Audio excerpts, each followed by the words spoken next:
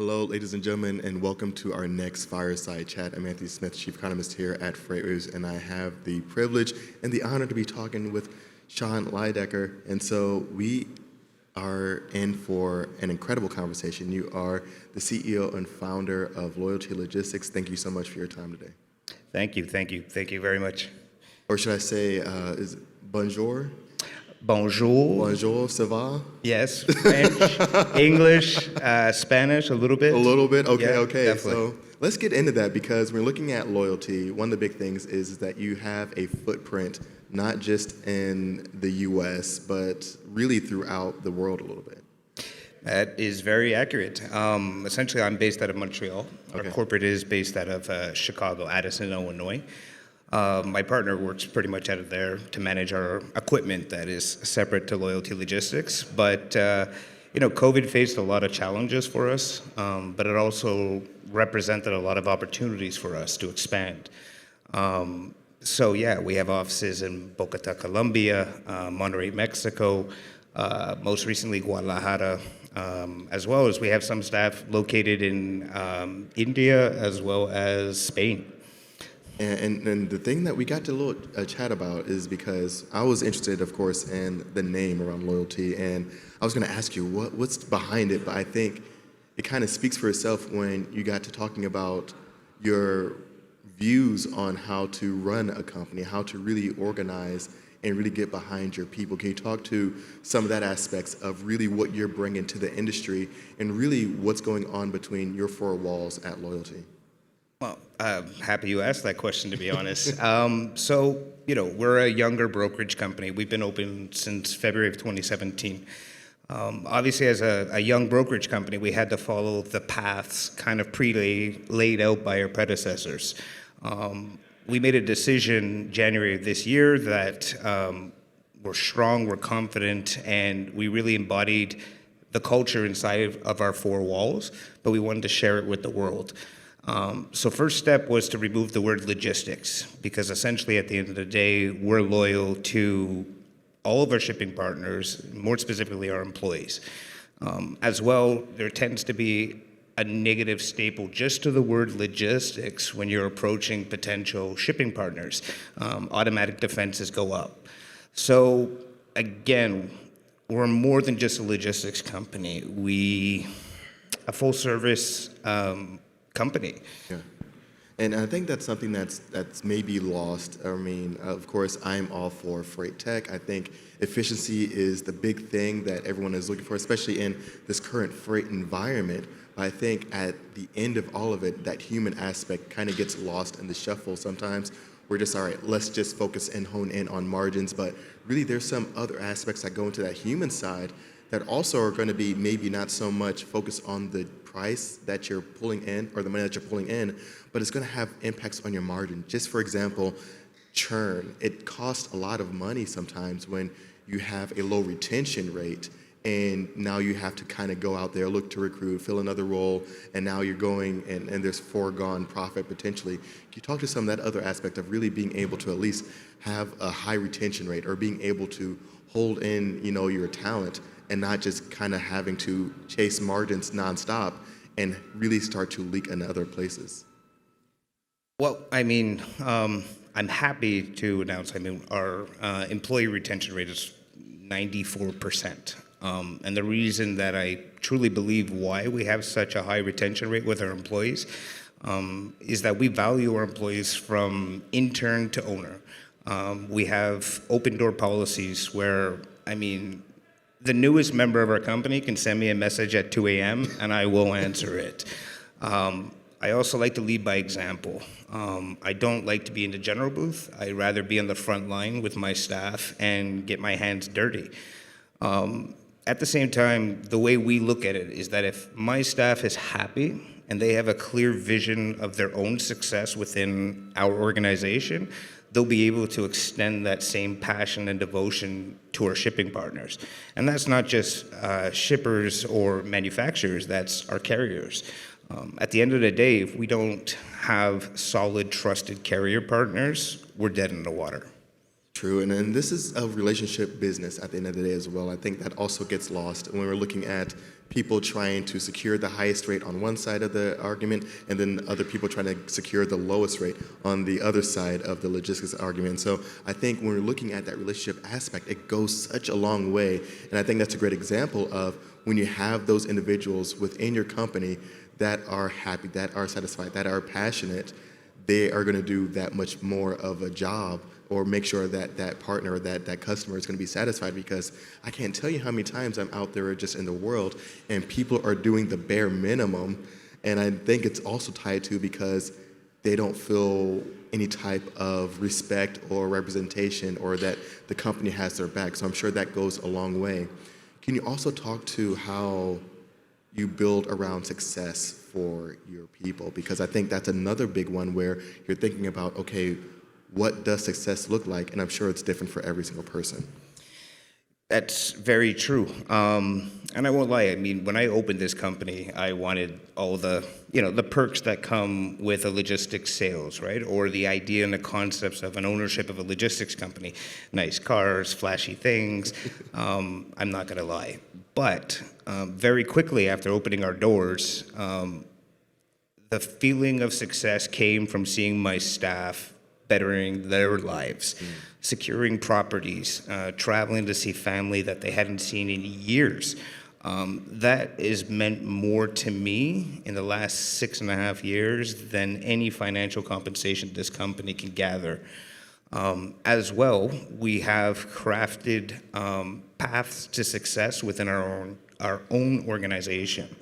So essentially, any staff that comes in, we are going to tell them how to be successful in our organization. But again, success is not for me to determine, right? Is it financial success? Is success finance or time? So we give all of our employees the option. You can choose to work a lot and make a lot of money, or perhaps not make as much money but have the freedom of time, or perhaps a combination of the both. Right, and I think that that's another thing that kind of goes far of how much effort some people are putting towards something is, okay, when you have that tied to of like, I know if I put in the additional work, there's going to be something for me on the other side, because I think there's just been so much this incentivization of putting in that additional effort because there's no encouragement, there's nothing on the other side. But I think when you're seeing the payoff of putting in that additional work or that additional hour or helping out your coworkers, that makes all the world of a difference. Of course, when we're looking at this current freight environment, it's not ideal by any means. And so I'm curious to hear about some of the trends that you're seeing on your side and where you're, of course, I think you said you have some operations in Mexico as well. What is that cross-border operations looking like? What are you seeing in terms of activity? Are you seeing any areas of opportunity that you're excited about going into the upcoming year? What's that all shaping up for you? I mean, 2024, as far as cross-border shipping, I can't even see that far. There is a lot of nearshoring that is happening right now, specifically in Nuevo Leon, where our primary offices are located. A lot of manufacturers are moving their operations to the Mexican market, and obviously taking advantage of the close proximity to the U.S. market. Obviously, we faced our fair share of challenges in the last 2 years, like everybody in this industry. But the investment is there, the connections, the human connection is absolutely necessary to be successful in Mexico. And I think as we've launched and focused on our Mexican market, it's reaffirmed the necessity of bringing back the human connection in this industry. At the end of the day, after COVID, there's so much viable talent as far as logistics managers on the market, that everybody needs to make sure that they trust their providers, right? Because when a shipper gives a shipment to a logistics company or a carrier, it's essentially they're risking their job. If something bad happens, and let's be honest, in logistics, if it always went well, we wouldn't be here. Right. But really what defines a logistics partner is not just picking up a load and delivering it on time. It's managing the problems that happen in between. At the end of the day, we can't control the trucks. We can't control what happens on the roads, but we can at least ensure to be transparent with our customers, tell them what's going on. And sometimes, it's not well received, but it is what it is, and we have to work together to find a solution. And what advice would you have for those leaders in the space right now that, okay, they're navigating through this market? I'm sure you're no stranger to the logistics space. You've seen so many cycles, of course, up, down, the ones that just never seem to end. It kind of seems like we're in one of those right now. What advice would you have for those leaders right now that are trying to navigate this current market condition and really trying to encourage or get their team behind them in order to really kind of make it to that next business phase within the logistics sector? Well, I think, I've been doing this now 17 years, and I've seen a lot of ups and downs and all arounds. It is a very hard, challenging market right now. And the only, I guess, suggestion I could say is hunker down. Get your hands dirty. Work with your team on the front lines, understand the struggles that they're facing on a daily basis, if it's operations, if it's marketing, if it's sales. We as leaders have to find a very delicate line between working smart and working hard. But obviously in the lower times in logistics, I personally have to shift right now to working hard on the normal business hours and working smart after hours. Yeah, I think that's another big one. We're talking about those after hours is where I think a lot of times things fall between the cracks. I know when I've seen things on the drayage side or when I'm looking at things on the international side, there's just some things that just don't happen, that don't go according to plan, and this long drawn-out process from time to time. When you're looking at different markets of opportunity, and of course we talked about some things that are happening in cross-border, are there any subsectors of the overall macroeconomy that you're looking at that's a little bit more optimistic in terms of overall activity, whether it's maybe consumer-facing with consumer goods, or maybe it's pet food or something like that?